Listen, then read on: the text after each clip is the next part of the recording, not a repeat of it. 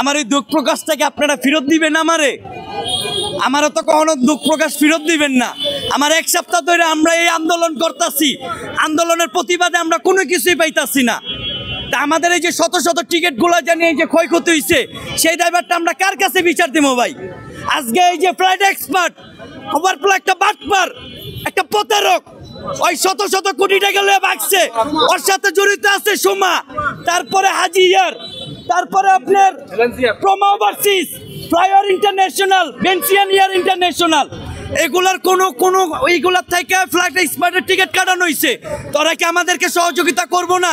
আজকে তারা আমাদেরকে কোনো কিছু জিজ্ঞাসা করতেছে না। তাহলে আমরা এই যে টিকিটগুলো যেন আমরা ক্ষয়ক্ষতি হয়েছি, তা আমরা কোথায় যাবো ভাই?